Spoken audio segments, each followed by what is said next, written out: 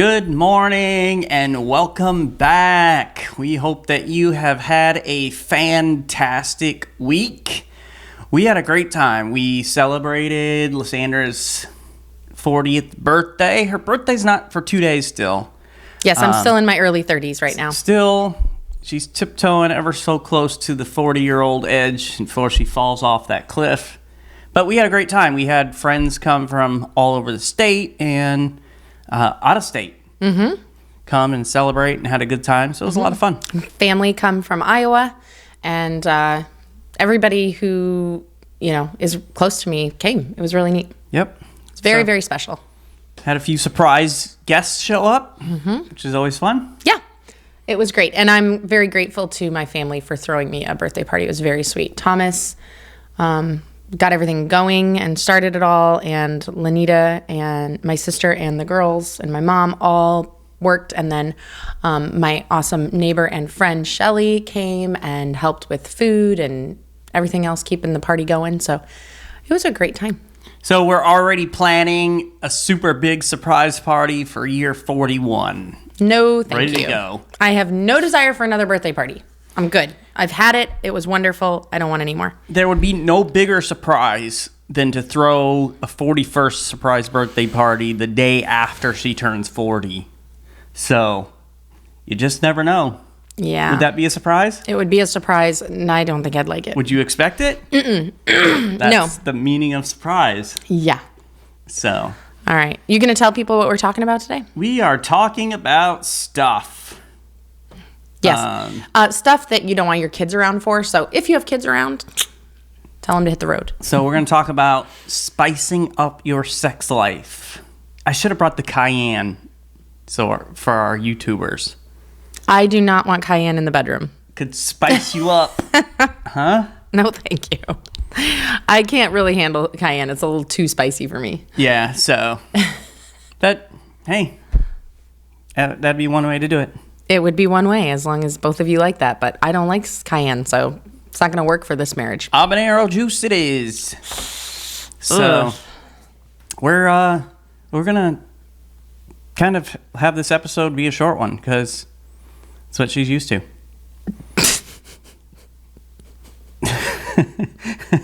I got to get all this out now before we get to the actual recording of the podcast. It's not easy to talk about sex and not accidentally or purposefully have innuendo. Yeah. It's just almost impossible. Almost impossible, but I can do it. Last time we talked about this, you were the one that had all the problems. I did. I was the grown-up in 2 or 1. Yes, and that very rarely happens, but last time I'll admit it was you that did a better job. Yep. Okay, so we ready? Yes. Are you ready? You look like you want to yawn, just like when we have our time together. I just did yawn. I just did yawn. That was my yawn. I just held my mouth closed. She's like, I'm so bored in here. See? You made me yawn. Yeah. Okay. Gather round, everybody. It's time for a family meeting. The Family Meeting is a show that's all about family relationships. We're the Osterkamps. I'm Thomas, and this is my wife, Randy. Hello, and welcome to our family. Welcome to episode 227 of the Family Meeting Podcast. We're glad that you're with us today. On today's episode, we are going to discuss monotony in the bedroom. Okay. So let's before we go any further, we need to just share with all of our listeners, YouTube viewers, you may want to ask your kids to leave. You may want to put in your earbuds for this one if the kids are around. If you're driving in the minivan and the kids are in the back, have them put on their earbuds or wait till another time maybe to listen to this episode, because this is not one that you're going to want your kids to listen to before it's time for them to hear things. Or if you're one of the kids who watches on YouTube or listens to the podcast you're on your own, may want to check with mom and dad before you continue listening. Yes. You need permission before you listen to this episode. Scarred for life. Absolutely. And now we keep a G rating, so totally. We're not crude or crass. Yeah. Yep. We're gonna be careful the way that we talk about this, but we are going to give specific ideas. We're gonna talk about our own relationship, as we always do, and so this is just not the kind of thing that a kid needs to hear. right? Yeah. Okay, so here's the thing. How can you spice up your sex life and really prevent sex with your spouse from humdrum monotony? Because that is something that can happen in a marriage relationship. I know that I like how you looked me dead in the eye when you said that, too. I did.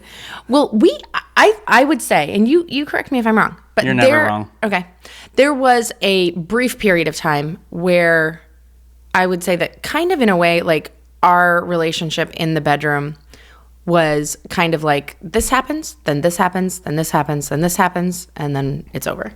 And it became a little like, not robotic, but like the same thing, the same old thing, right? It was kind of like watching your favorite episode of your favorite TV show, just a lot shorter. So like, so you know what's coming, and you know all the lines. You still like the show. Yeah. You still enjoy it, but it's you know exactly what's happening. It's not quite spicy, and so we're going to talk about how to spice it up a little bit today. Before we get to that, though, we want to encourage you to pick up a copy of our book, Happily Never After, and talks about some of the problems that we have had in our marriage, and there's still things that can creep up into our marriage and cause problems if we're not vigilant about it, and then how we work to correct those things.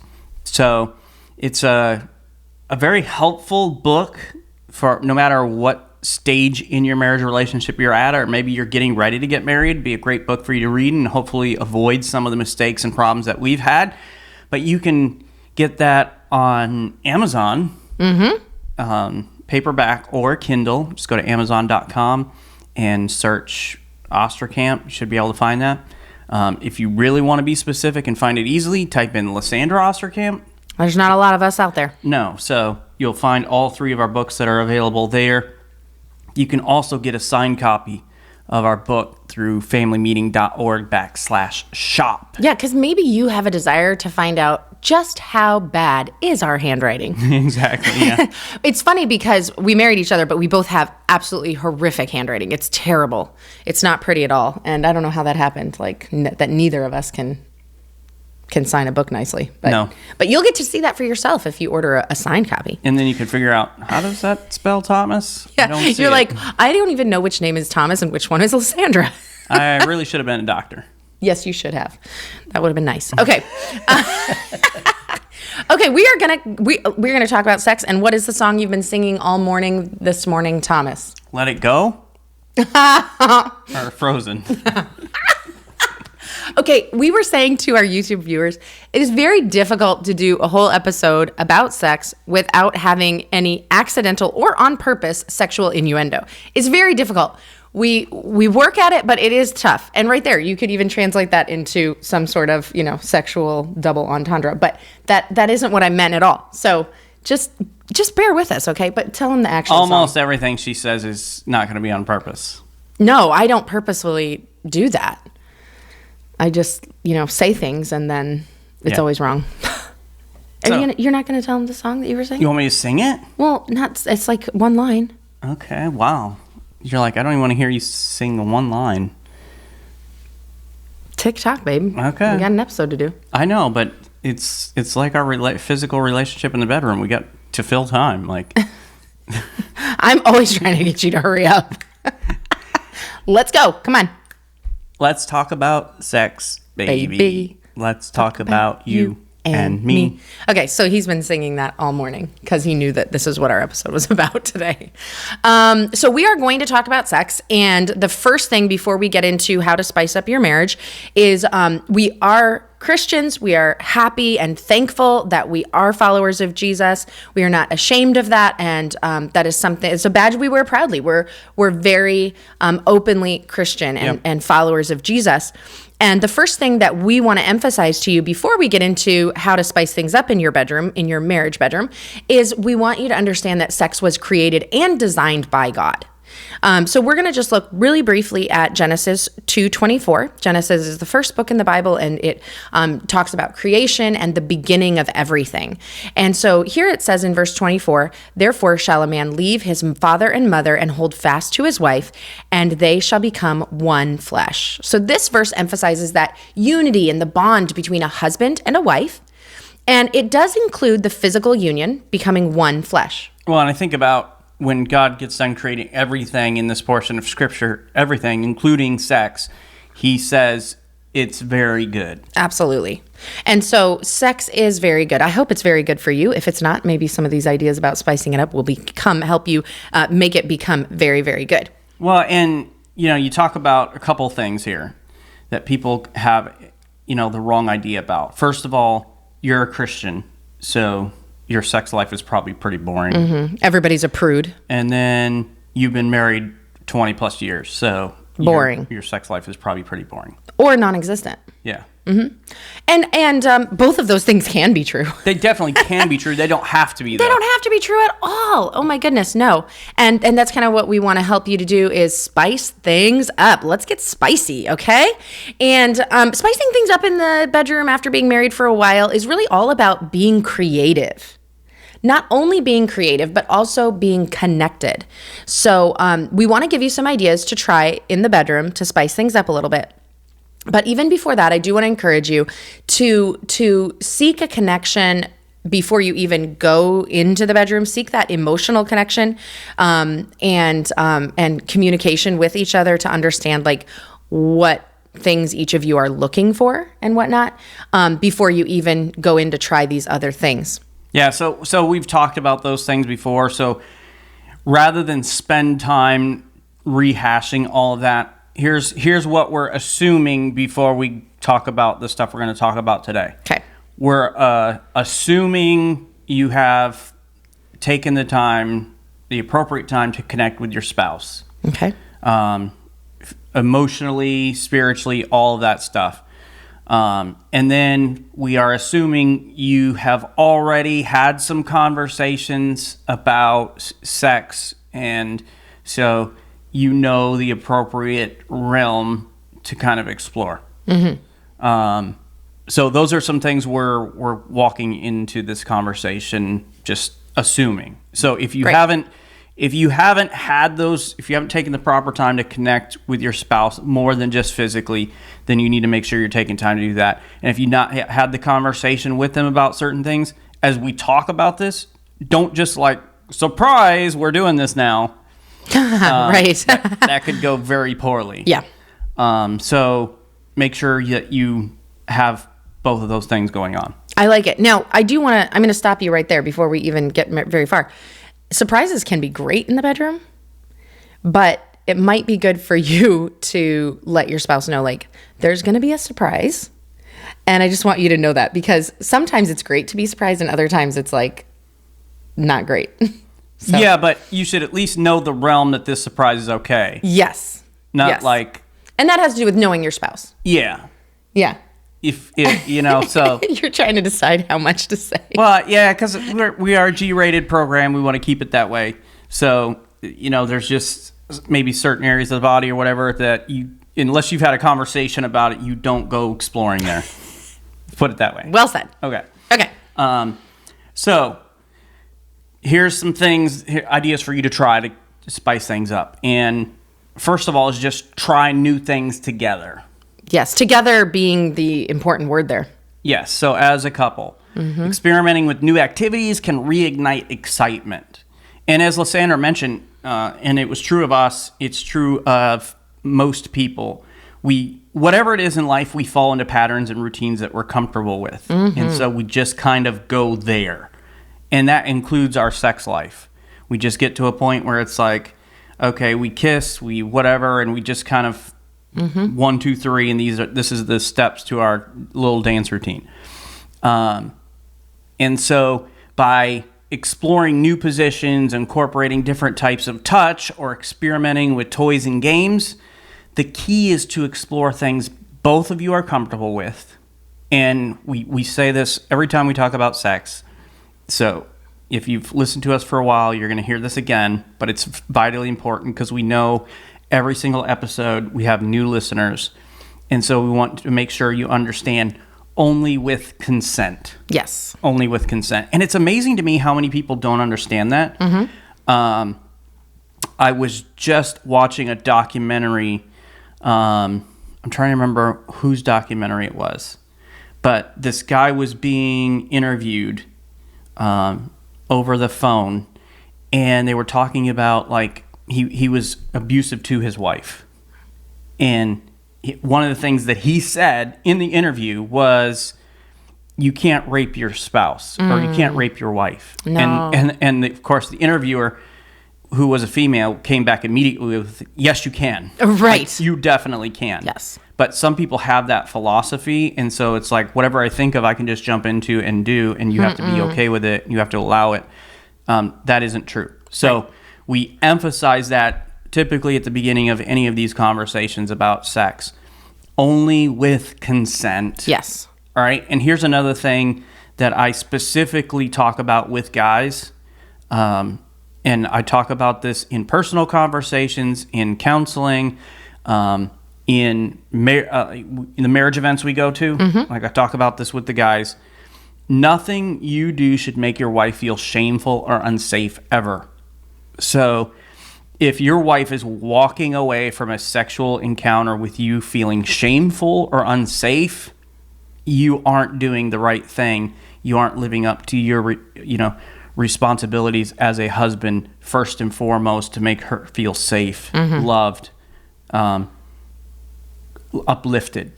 So as we talk about spicing up the bedroom, your top priority is to make sure that your wife feels uplifted, encouraged, drawn closer to you. If she's feeling shameful or unsafe, you're pushing her away, and this is going to have the exact opposite effect on your relationship that you're hoping it does. Yes. All right, Thomas, can I kind of maybe take on the position of maybe the listener here and say, okay, these are great ideas, but I'm going to need a little more information about them. For instance, this was a question that we had from somebody who was in one of our marriage conferences. And because one of the questions that was asked for us was, are toys okay? Sexual toys okay in the bedroom between a husband and a wife? We believe yes, and we're gonna share a Bible verse with you in a little bit here that talks about marriage bed is undefiled and all and everything, and only with consent and all of those things. But as far as toys, games, okay, I know that in the past we've had dice. Yeah, where it's dice, like, it might say kiss, and then you roll the other dice, and it says like leg or something. So or something, yeah. Or something. So those are that's the dice. But it even says exploring new positions, right? So how can our listeners safely research toys, games, and positions without getting onto sites that will take them down a dangerous path? So first, one of the things I always encourage is make sure you have safe search. Okay. On your Google, if this is something you're concerned about, make sure you have safe search on. And there are, so say you want to let's just talk about positions for just a second. And this is not in our notes. I didn't bring this up, so I just want to remind people of that as you're listening to this. This was Lysandra. So, actually, you can go on Amazon and you can type in like sex positions or something like that, and there are books that will pop up that are kind of like stick figure people. So you're not actually looking at two naked people who are posing this position for you, because that would not be healthy for your relationship, right? Exactly. To have a book like that, because we do believe the scripture is very clear on your sex life is between you and your spouse alone. That includes pornography and everything else. So there are plenty of things out there that aren't pornographic that can help you with some of these things. And the same is true if you don't want to go into a sex shop, right? So you can do shopping on Amazon for things like that. And I think we're going to talk about some of the toys and that that kind of thing later on. So I'll leave that part of the conversation for later. Okay, and I agree with everything you just said. I would add one other thing. If you decide to spice up your love life with any of these things, my recommendation to you is to look on Amazon together. So you're both there. So there is safety in that. Yeah. So neither of you are going to hopefully get tempted to go down a road that's going to lead you somewhere dangerous for your relationship. You're both there together. You're maybe picking out a game, or you're picking out a toy, or you're picking out a book on positions, but you're both together. So there's that safety in the relationship, and neither of you are thinking about other people. You are thinking of your own relationship and how this is going to spice up your relationship with the one you married. So that's just some ideas for that. I thought it was a great question from one of the ladies who attended one of our conferences, and I thought it could be a help to others too. Well, and the thing I would say about positions, before I move on in the conversation, is just try different positions. Like you don't need a book or something to show you. Like there's plenty of things that you can try, and just hey, let's try it. Like. Okay, I almost never disagree with you, but I'm going to disagree halfway with you on this. Okay. Because I know how your mind works. And for you, you are creative. And for you, you can try different things. But there are some people whose mind I don't think works that way. And if you said just try something, they would be frozen. So I do think that there are some people who really do need an idea. Okay. I don't know. I don't know. Here's an idea. If you're normally flat on your back, move from that position. Okay, you got an idea. Something new to try. Okay, we're gonna move on in our conversation by suggesting this. Okay, this is a cool idea. I think most of you will approve of this idea. I know I do. Yeah, you do. And saying that all the men are gonna love this idea. The truth is that not all men have a higher sex drive than their wives by any means, okay? But this is the idea. Plan a week of sex. So that means every day or night for 7 consecutive days you have sex. So sometime within the 24-hour period of Sunday and then Monday. So you don't have to wait 24 hours from the last time. It's within this 24-hour period at some point. So you're basically 7 days in a row. You're basically going to look at your calendar and be like, when can we actually achieve this? Because I know in our family, like there's no way that we can achieve this on just a regular week with, responsibilities later in the evening, meetings, or just exhaustion from like daily life. So this is the kind of thing that we accomplish on our couples trips when just Thomas and I go away. We can achieve this, and we actually talk about it beforehand that like, okay, our goal is for the entire week that we're gone, we are definitely going to have sex once every 24-hour period. At least once. And then of course there are times when that leads to more. And I'll tell you what, it makes you really look forward to your couples trips. You'll figure out a way to have those babysitters. No kids around. No kids. You've got rest. You finally have energy to accomplish this. Because it's pretty much impossible. It's not impossible, but you have to plan for it. It feels like, and there are some couples that have shared with us like, yeah, every single day. Like every day of their marriage, they are having sex. And that's amazing. I don't have the energy for that. I wish I did.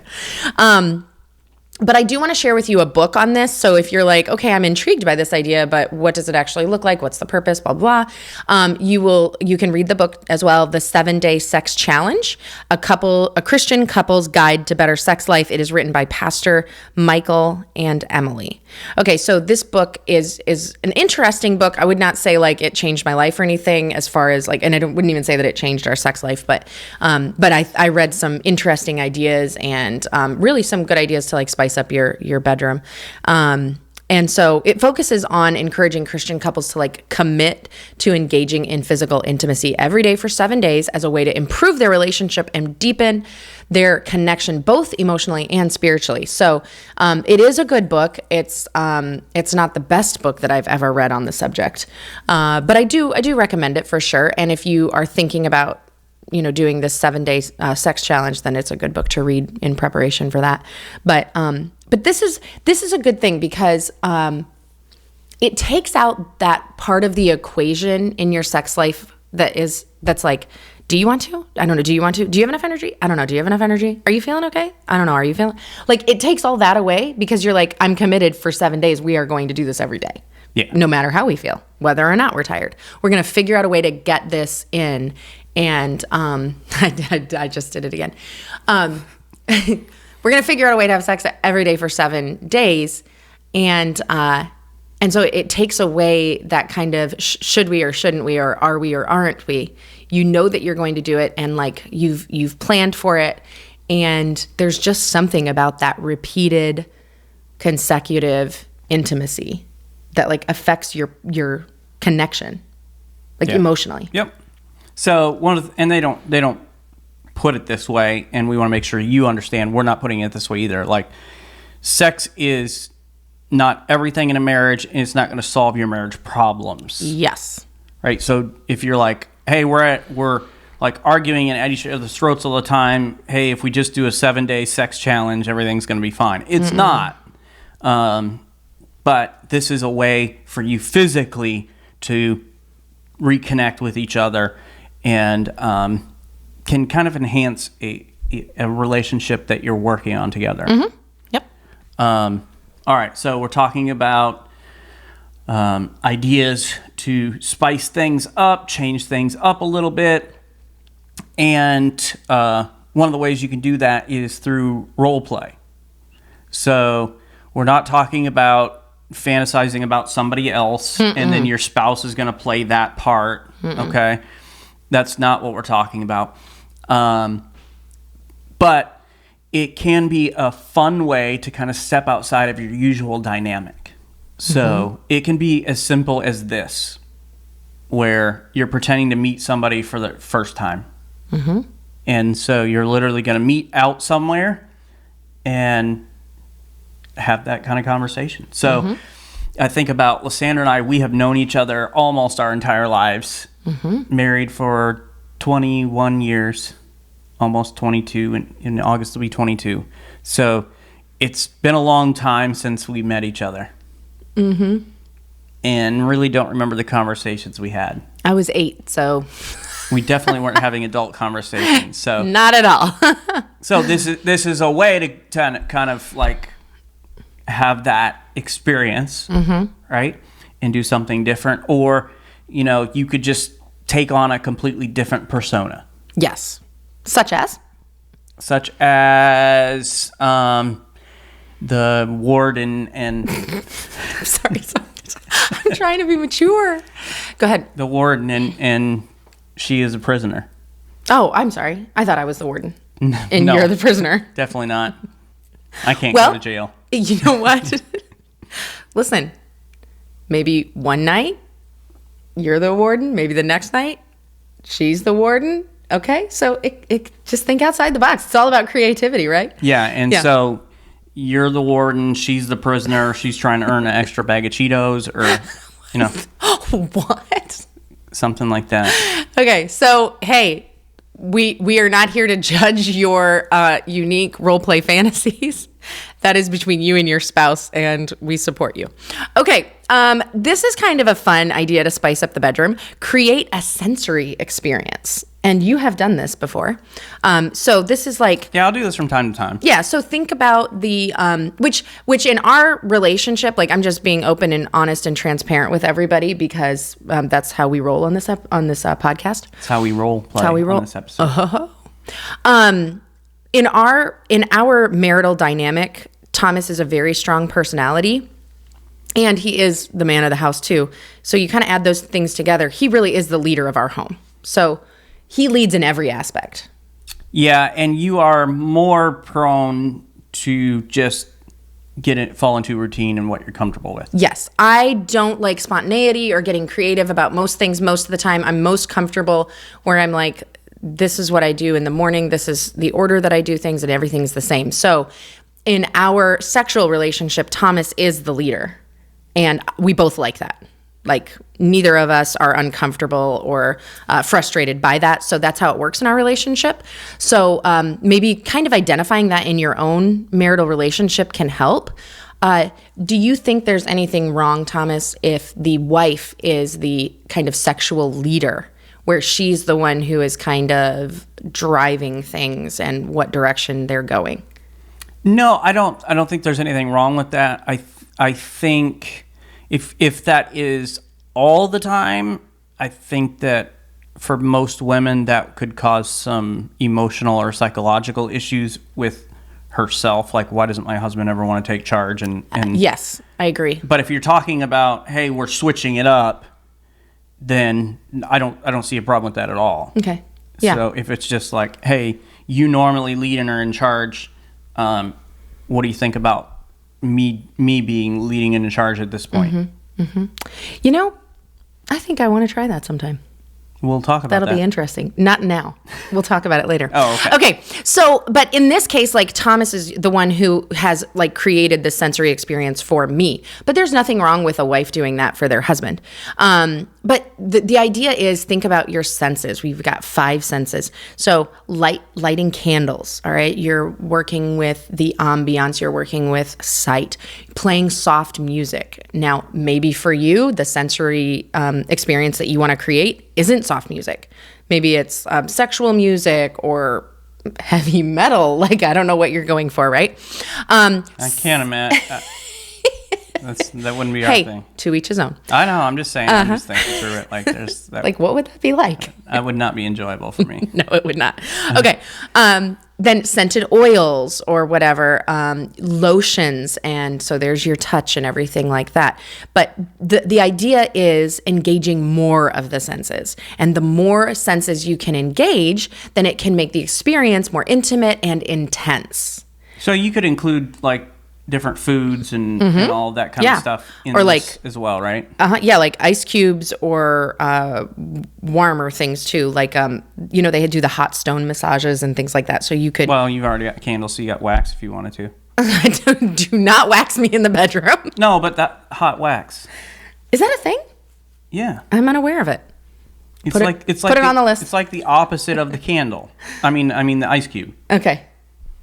Interesting. So I'm not aware of that. I've learned something new on this podcast. But like hopefully you have too. Foods and all that. Yeah. So the idea is explore, create, get creative.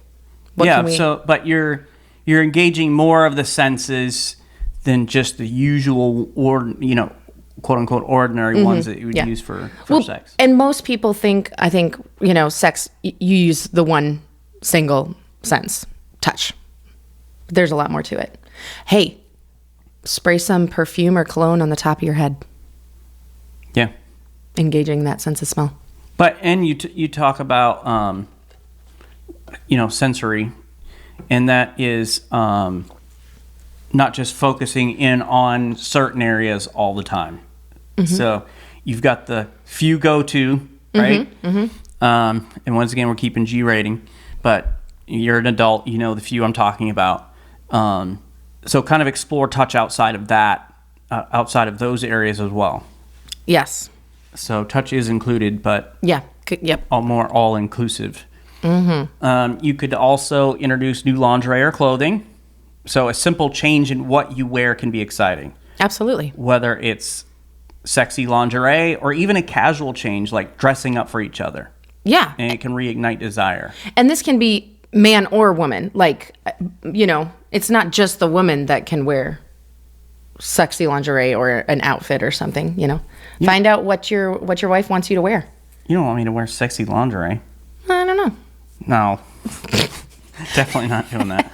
You married me, so if I say you got to do it, you got to do it. No, we talked about consent. It's literally at the start. But okay. I'm not a person who dresses up. Mm-mm. Like ever. But if I said I wanted you in a tuxedo, then yeah, that would be something I'd be willing to go rent a tuxedo or whatever. Absolutely. So just a change like that, where it's like, okay, I'm putting forth an effort for you. Mm-hmm. Yeah. Speaks volumes in whatever it is. So and it's spicing it up. It's different. It's new. It's spicy. Yeah. Okay, so this is something that's going to help you on the connection side, and this is not something that sounds spicy. but it can be. Schedule some date nights, all right? Because life gets busy. Wait a minute. Date nights is in quotes. Well, date nights. So they can be... Date nights. So it's a scheduled date, but the plan at the end of the date is to get spicy. So it's not a date without sex, is what you're saying. Absolutely. This is a date that's going somewhere. Okay. Yeah. So and it's understood by both parties. Okay, but I just want to make sure our listeners knew, like, date nights is in quotes. Okay. Yeah. So it's not just go grab dinner and go home. Although those are good for your marriage too, but not for spicing. We're talking spicing. So this is, scheduling, planning for a date night that is going to lead to sex in the end, right? Or it could start that way. But I think it's better at the end because then you kind of have this anticipation because you both know at the end of this date, that's what is at the end of this rainbow. Well, I see positive and negatives of both sides. Okay. If you have sex first, you can eat as much as you want, whatever you want. And it doesn't matter. Yeah, that's Whereas, true. like, if you're out to dinner and it's like, man, I really like that third slice of cheesecake, but I don't want to feel bloated in the bedroom. You know what I mean? Yeah, that's true. But here's the problem. But that may force you in a different position. Like, you can't be on my belly right now. So, positive and negatives to both sides. Okay. But if you have sex first, then your husband may fall asleep and you're on your own for your date. Yeah. Tell me that hasn't happened. It's fine. But some people are like, how is scheduling a quote unquote date night for sex? How is that spicing it up? Mm-hmm. And it's like, it really is because it's something that you're looking forward to now. Yes. So if we schedule Friday night is going to be one of our quote unquote date nights, we're texting each other about it, we're thinking about it, we're talking about it. And so we're building anticipation for that time together and looking forward to it. And then by the time it gets here, we're both really ready for it. Mm-hmm. And so some of you are like, takes away the spontaneity and the spiciness and whatever else. We believe it does the exact opposite. Now, we also think there should be times where it's unscheduled. Yes. But we're talking about, hey, this is one thing that you can do where we're both looking forward to it, and we just keep building that anticipation until that day. Absolutely. Now, this next one, we're very good at, and sometimes we maybe take it too far. Yeah, so that is using humor and play. So keeping the mood light. Now, let me say this. Both of us are completely aware of the line and where it's like crossing a line. So Thomas knows never to tease me about like my weight or my size. That is never going to be funny to me. Yeah. It will always hurt my feelings because I have a sensitivity about that. However, he can tease me about a lot of other things, and we can joke with each other about things, and we will laugh and have the best time leading up to actual sex. Well, and sometimes even during sex. I can think of some of the times I have laughed the hardest with Lysandra have been during sex. That sounds so bad. But from other couples we've talked to, we're not alone in this. There's right. like something about that moment together with your best friend where you're enjoying each other, you're having fun. This is not one of those intense, like, gotta have you now times. Yeah. It's where we're just having fun together. And, you know, there's times where we're just dying laughing. It's like, okay, we gotta push pause on this right now because I can't concentrate. I'm laughing so hard. And humor can be a great way to overcome the awkwardness that sometimes creeps into long-term relationships. That's so true. And even in some of the things you might be like, if you're trying certain things, it may be awkward at first. It may be weird. It may end up being funny. You know, you're trying this position and it's like, this is just weird. Or laugh about it. Yeah, absolutely. Or striptease, and you just can't help laugh at your spouse because they're just being so weird. Yeah. Yeah. That can happen. So, but couples who can laugh together and not take sex too seriously often experience more fulfilling and spontaneous intimacy. Absolutely. Now, of course, the laughing eventually ends and it gets pretty serious until, yeah. I will say this, like, if your wife surprises you and shows up in lingerie, don't laugh at her. That's crossing the line.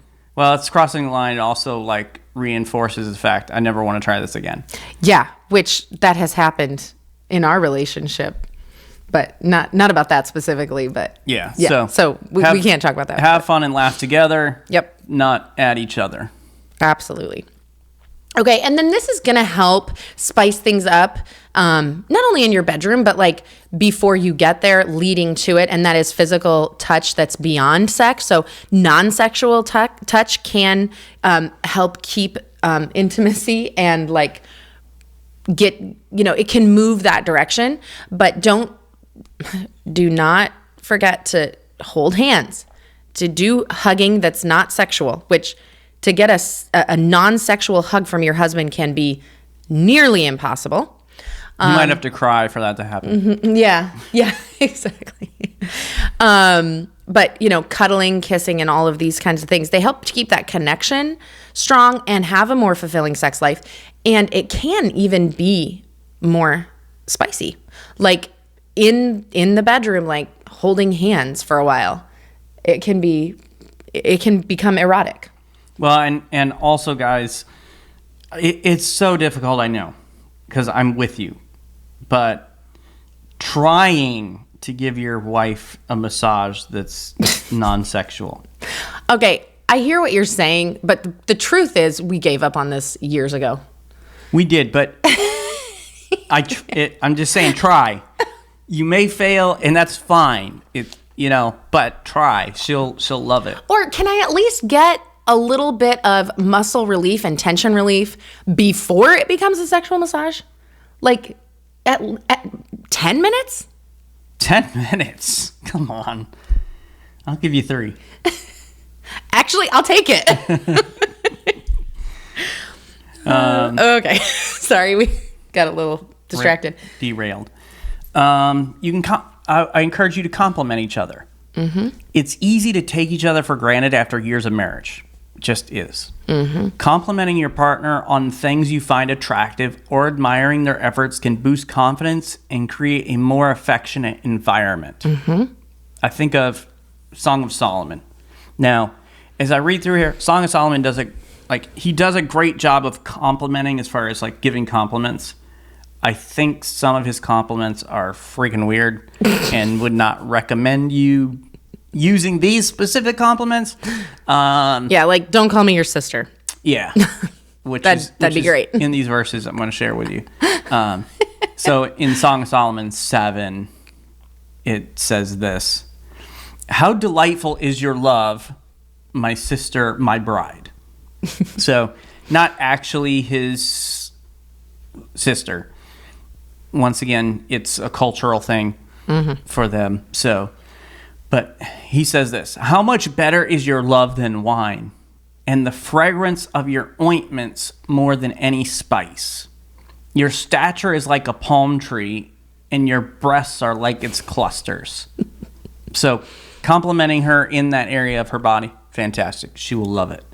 And I encourage it. Maybe not with the word clusters. Yeah, maybe he's talking about palm trees, so maybe coconuts. There you go.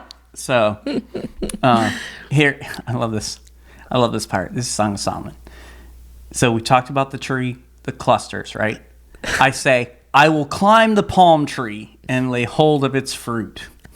That's every guy other. You just walk past your wife and it's like, "I'm climbing the palm tree. I'm after these fruit." It's true.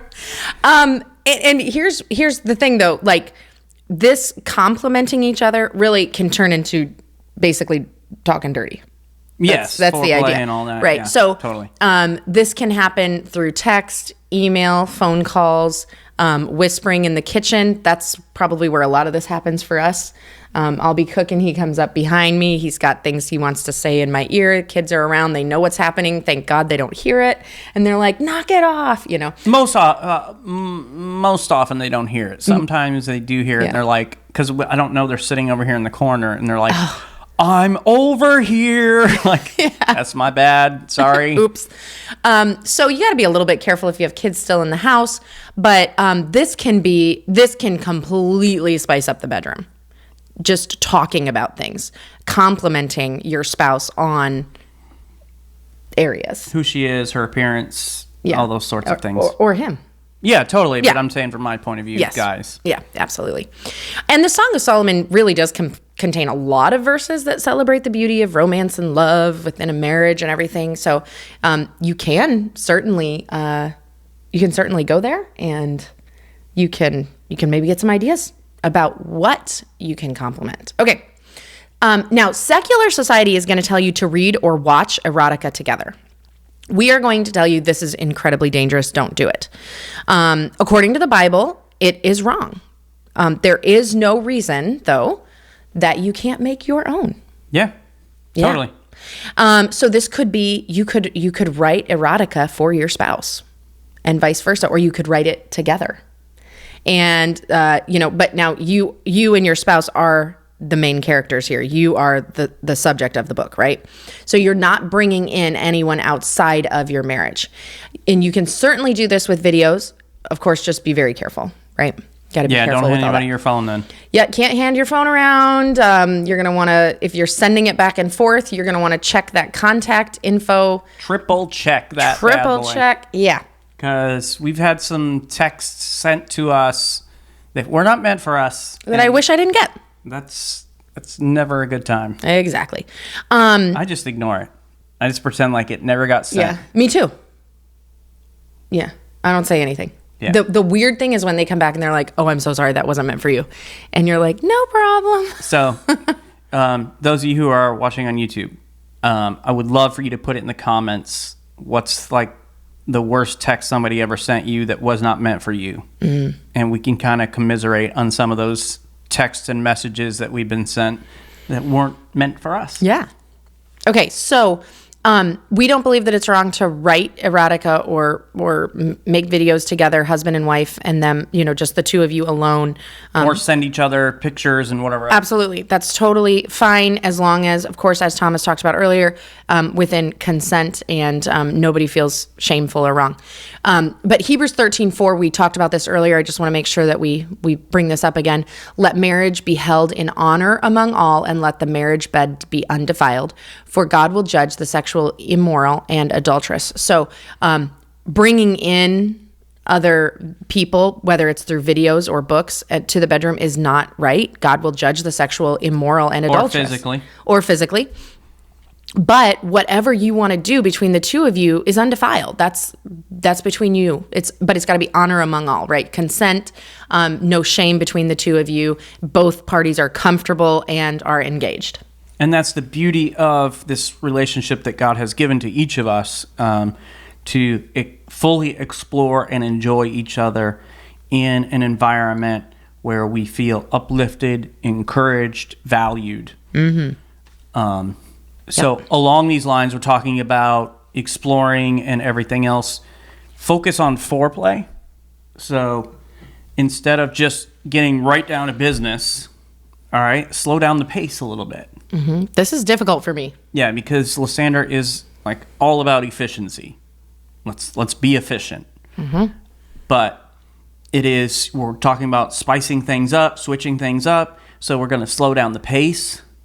And sometimes after being together for a while, it's easy to rush through things. Like we kind of know the other person. Hopefully by now, we're 21 years in. Some of you're newlyweds and whatever else. You get to a point where it's like, I know exactly what they like, how they like it, and we just kind of, zoom through the process. Mm-hmm. So instead, we're going to slow down. We're going to focus on building anticipation with more extended foreplay to enhance the experience. Yeah. Just kind of slow it down. Sounds good. Now, this can't be every time. because you got kids, you got work, you got to sleep, you got to get up for the gym. Listen, that song All Night Long, Yeah. what were they thinking? Well, sometimes switching it up is quick action. That's true. Yeah. So Yeah, that's true. It could be. Varying it up. Yeah. Connecting emotionally can, believe it or not, spice up the bedroom. So here's something that Thomas and I absolutely love, and that's pillow talk. We love pillow talk. Yep. We will lay down together and just face each other, heads on pillows, and just talk to each other for a while. And it typically leads to other things, right? So you can have some pillow talk and connect emotionally with the goal that this is going to lead to sex. And you may be surprised at how much it spices up that session. Well, and there's just something about having deep conversations and being vulnerable with each other. For some people, it's difficult. But as you open up and you become vulnerable to your spouse, whether you're a man or a woman that has difficulty doing that, you draw them into you. And when you draw somebody into you emotionally, it's just a natural byproduct that you're going to draw each other, to each other physically as well. It makes it that much more intense. So, and here's something that, may switch it up for you. And that is give each other space for desire. Okay? It's okay to miss each other. And one of the things Lysandra and I joke about is this thing called the SALT principle, where it's like, I hate the SALT principle. It's very annoying. like I'm trying to make you thirsty. Yeah. I'm trying to make you want it. And so, like withholding, scripture talks about, withholding by consent, but it's like, okay, jokingly, and this is part of our joking and playfulness together, is this idea of a SALT principle, where you're going to take a sex break for a scheduled time to create desire.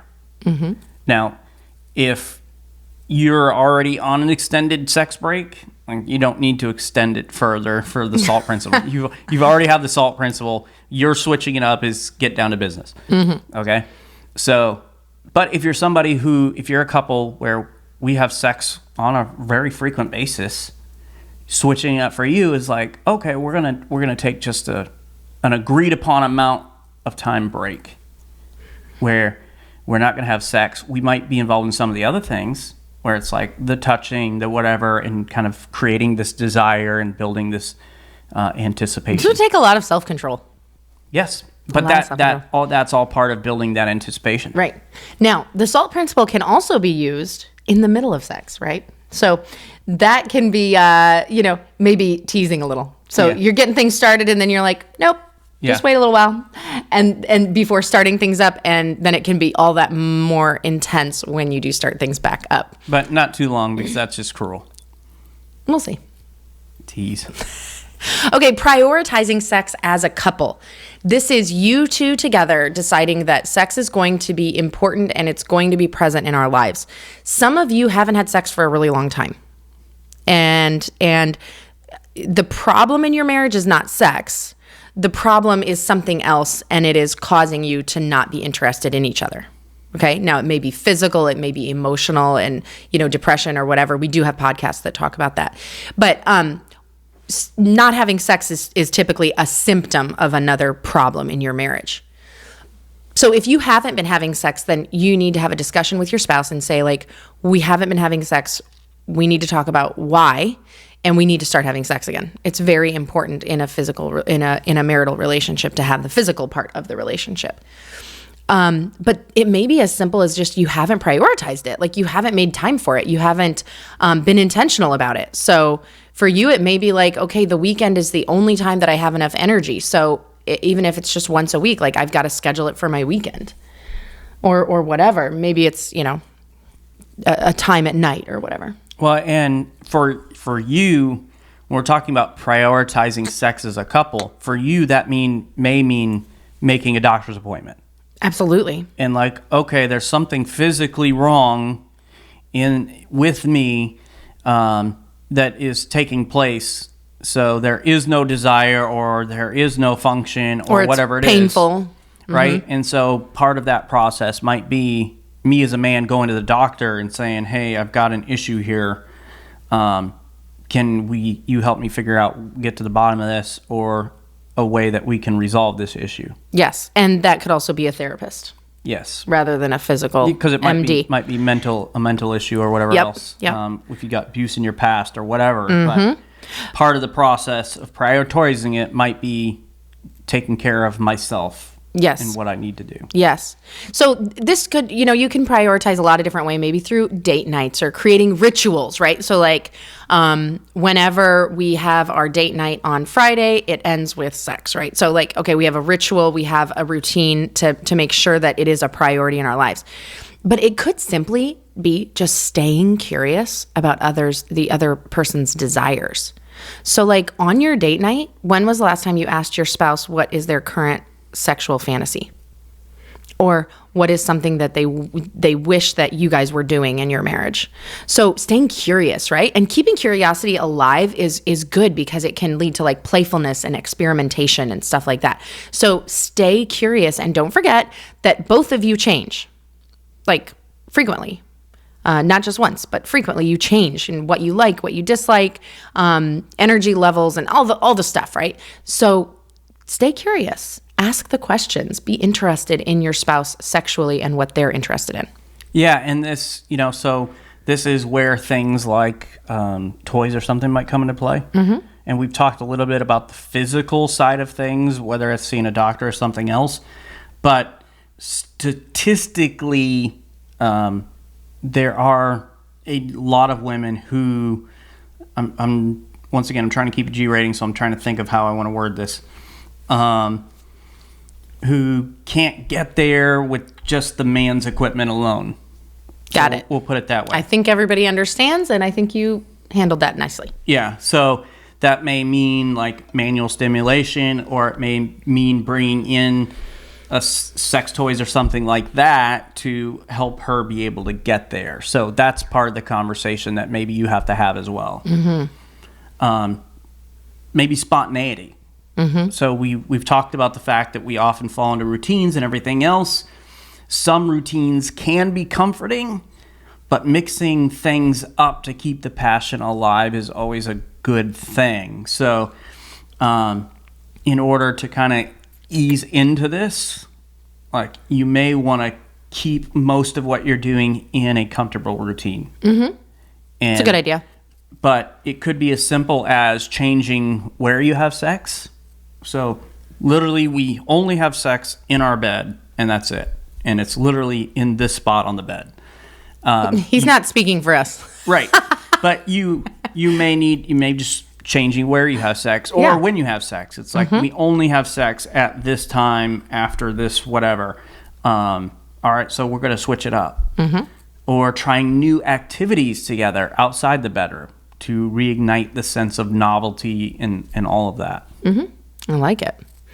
But here's the deal. With all of these ideas that we've given you, and you have a lot to go on here. You have a lot of stuff to think about and to talk about. And I know Thomas is going to tell us about our family meeting here in a second.